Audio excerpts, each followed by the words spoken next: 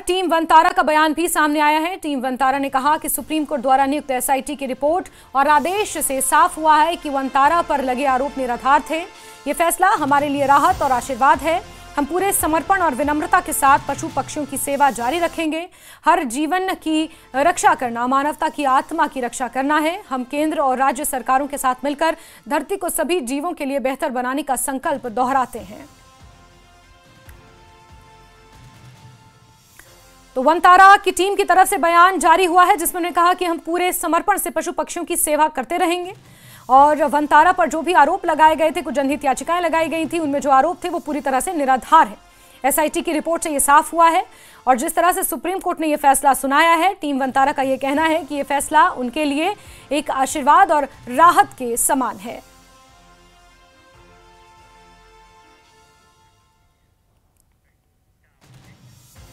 Supreme court ने गुजरात के जामनगर स्थित Vantara zoological rescue and rehabilitation centre को एसआईटी की जांच के बाद क्लीन चिट दे दी है।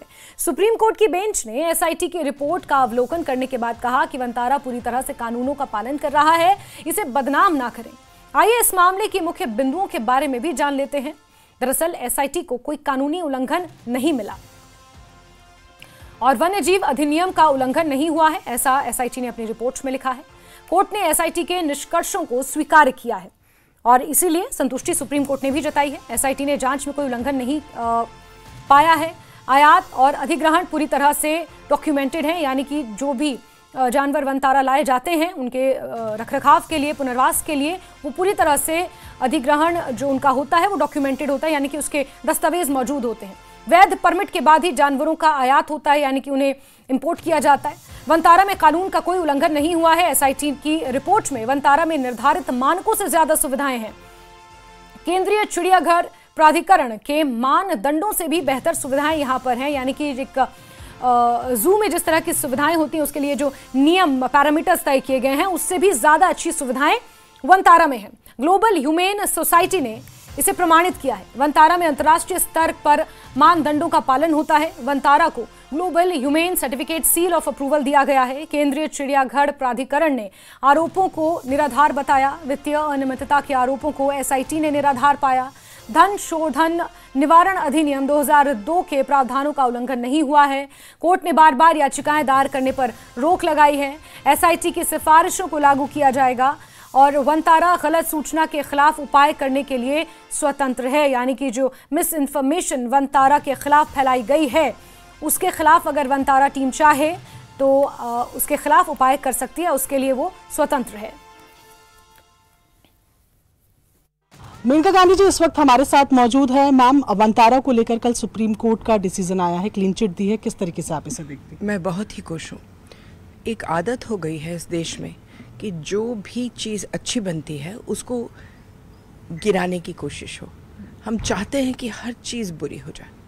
ये एक ऐसी जगह है जो मैं खुद गई हूँ, कई दिन वहाँ रही हूँ और मुझे नहीं लगता है कि इससे अच्छा कहीं दुनिया में कुछ है। ये जू नहीं है, ये एक रेस्क्यू सेंटर है जहाँ वो लेते हैं सारे वैसे जानवर जो मारने के कगार पर आ गए थे, जो टूटे ज़िंदगी से मारे हुए थे, और उनको वो बहुत ही प्रोफेशनल और अच्छे तरीके से उनको ठीक करते हैं और बहुत ही सुंदरता और बहुत प्यार से किया जाता है। हमारे जो जूज़ हैं इस देश में काश उस तरीके से बनते। हमारे जो जूज़ हैं शायद दुनिया में सबसे ख़राब है, सबसे। हमारी 25% मोर्टेलिटी है हर साल।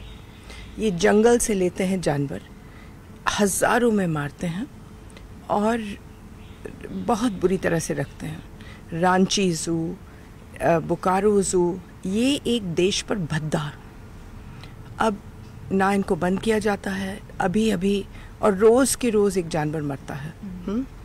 अगर वो सीख लेते हैं वनतारा से तो देश में बहुत भला होता जानवरों का। आप भी गई हैं वहाँ पर, आपका पर्सनल एक्सपीरियंस कैसा रहा? मैं गई और मुझे बहुत ही अच्छा लगा। मैं हर चीज़ को मैंने महीनता से देखा, रिकॉर्ड जो रखते हैं, कहाँ से लाते हैं, क्यों लाते हैं, और कई दफ़ा मैंने खुद उनसे मांग की है कि असम में कभी कभी हाथी जो हैं बहुत ही बुरी तरीके से पाए जाते हैं और उनके इलाज के लिए वहाँ असम में कुछ भी नहीं है, तो कई दफ़ा मैंने भी मांग की है कि देश के जो हाथी हैं खास करके उनको वहाँ भेजा जाए। मैंने एक लिस्ट दिया था, ये हाई पावर्ड कमेटी है जो सुप्रीम कोर्ट ने बनाई है, 19 हाथियों की। 1.5 साल हो गए, उस पर अभी तक बैठ रहे हैं, किचकिच कर रहे हैं, भेजे नहीं भेजे, करें नहीं इस बीच में 3-4 मर भी गए। तो काश ये हाई पावर्ड कमेटी कुछ काम करती, जो मुझे लगता है कि कोई काम नहीं करती है। आखिरी सवाल मैम, जब इस तरीके के कोई प्रोजेक्ट्स होते हैं, जैसे आप बोल रहे हैं कि आप खुद भी वहाँ पर विजिट करके आई हैं, आपको लगता है इनको विवादों में लाकर एक तरीके से मैटर को बिना बात बढ़ाया जाता है, और अब जब सुप्रीम कोर्ट ने इस पे क्लीन चिट दे दी है तो वंस एंड ऑल शायद सारे मैटर खत्म हो जाएंगे? काश सारे मैटर खराब हो जाते, मतलब ख़त्म हो जाते हैं, क्योंकि इस पर तो मामला उठाना भी नहीं चाहिए। इनफैक्ट इसको एक ट्रेनिंग सेंटर बनाना चाहिए कि सारे जूज वहाँ जाएं और उससे सीखें, और इनको दिया जाए एक रिस्पॉन्सिबिलिटी कि जो 200 जूज हैं इस देश में उनको ठीक करें। ठीक है, तो ये थी हमारे साथ मेनका गांधी जी, जो साफ तौर पर बोल रही हैं कि वो खुद भी वहाँ पर गई हैं, उन्होंने देखा है और उसको ट्रेनिंग सेंटर की तरह बाकी जूज को भी वहाँ से सीखना चाहिए कि किस तरीके से जानवरों की देखभाल की जाती है। कैमरा पर्सन चंदन के साथ प्रियंका कांडपाल, न्यूज़ 18 इंडिया।